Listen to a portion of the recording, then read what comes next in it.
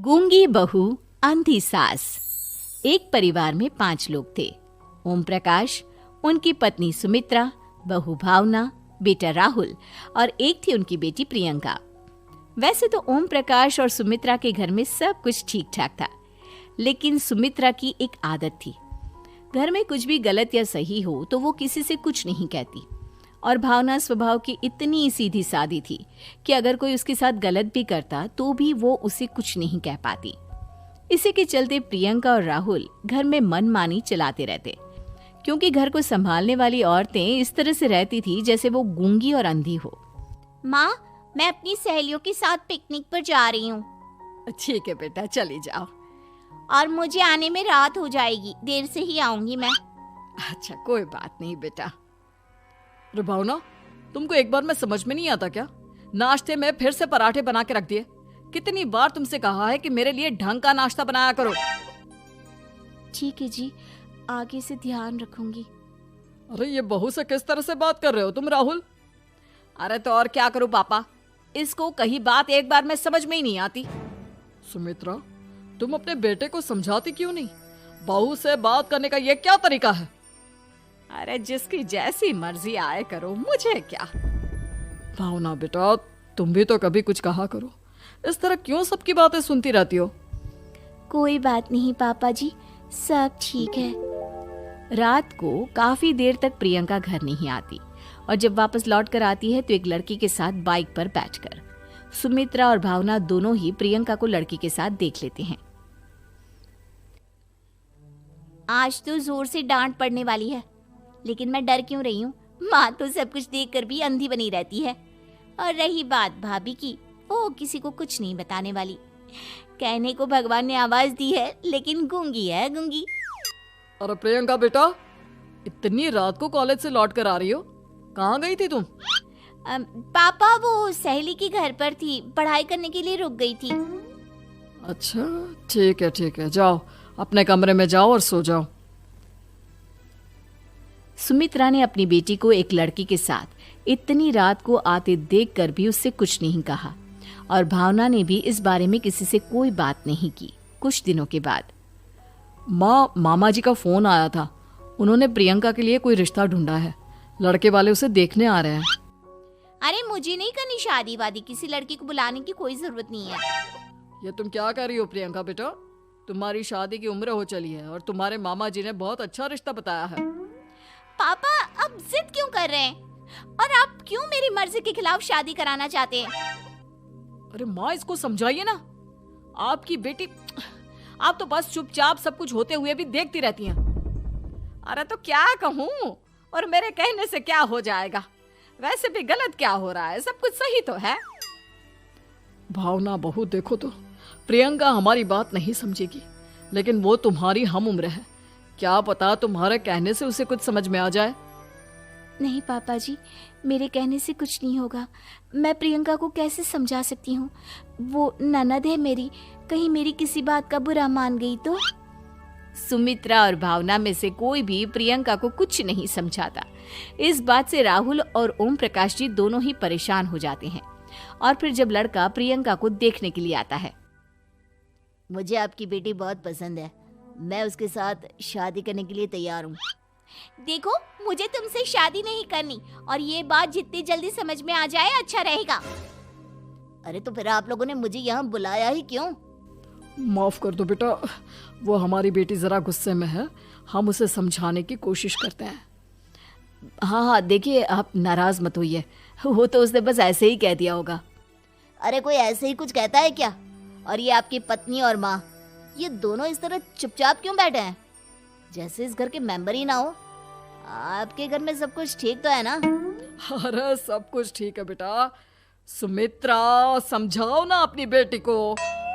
अरे क्या समझाऊं, क्या होगा समझाने से? सब ठीक ही तो हो रहा है, गलत क्या हो रहा है? भावना, प्रियंका को अंदर लेकर जाओ और उससे समझाओ कि कितना अच्छा रिश्ता है। इतना अच्छा लड़का है, इस तरह से बिहेव ना करे। नहीं जी, मैं किसी से कुछ नहीं कह सकती जी। अरे अजीब परिवार है, मुझे तो यहाँ से निकलना पड़ेगा। इस तरह से तो आपकी बेटी की शादी किसी से नहीं हो सकती। जिसके घर की औरतें गूंगी और अंधी बनकर बैठ जाए, उस घर का कुछ नहीं हो सकता। ओम प्रकाश और राहुल सुमित्रा और भावना की हरकतों की वजह से बहुत परेशान हो जाते हैं। एक दिन वो दोनों आपस में बात करते हैं। पापा, समझ में नहीं आता कि भावना और माँ को कैसे समझाया जाए। सही कहते हो बेटा, तुम और मैं काम के सिलसिले में सारा दिन घर के बाहर रहते हैं और घर की दोनों औरतें जिन्हें सारा घर संभालना चाहिए गूंगी और अंधी बनकर बैठी हैं। पापा आप ही बताइए इसका क्या उपाय है। मेरी तो कुछ समझ में नहीं आता बेटा, लेकिन हमें कुछ तो करना पड़ेगा क्योंकि इन सब की वजह से प्रियंका बहुत ज्यादा बिगड़ती जा रही है। तुमने देखा उसे किस तरह से बिहेव किया था। अरे लेकिन पापा हम करेंगे क्या? हमें एक नाटक करना होगा। कुछ दिनों के लिए हम भी गूंगे और बहरे बन जाते हैं, उसके बाद इन दोनों औरतों को अकल आएगी। हाँ पापा, शायद आपकी बात ठीक है। हम दोनों हर बार बात को संभाल लेते हैं और इसी वजह से माँ और भावना कुछ भी करने की कोशिश ही नहीं करते। और फिर अगले दिन, भावना, नाश्ते में क्या बनाया है? जी पराठे बनाए हैं। मेरे लिए पोहा बना दो। अच्छा जी ठीक है, अभी बना देती हूँ जी। बहू, नाश्ते में क्या बनाया है? पापा जी पराठे हैं और पोहे बन रहे हैं। अरे बहू, मुझे तो उपमा खाने का मन था, मेरे लिए उपमा बना दो। ठीक है पापा जी, अभी बना देती हूँ।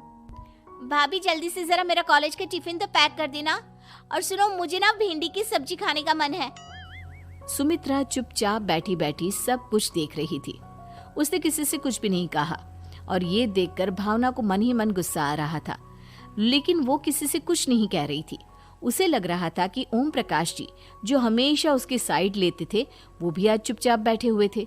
शाम के वक्त प्रियंका अपने बहुत सारे दोस्तों को लेकर घर आती है और उधर दूसरी तरफ से राहुल भी अपने ऑफिस के दोस्तों को लेकर घर आ जाता है। प्रियंका अपने कमरे में तेज म्यूजिक चलाकर डांस करती है और राहुल अपने दोस्तों के साथ बैठकर जोर जोर से हंस रहा था। प्रियंका और राहुल मिलकर पूरे घर को अस्त व्यस्त कर देते हैं, लेकिन भावना उनसे कोई शिकायत नहीं करती और सुमित्रा जी भी चुपचाप बैठी रहती है।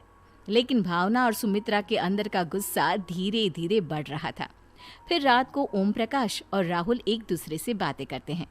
पापा, हमने इतना कुछ किया फिर भी भावना कुछ बोलती ही नहीं और माँ भी कुछ गलत करने से किसी को रोकती ही नहीं।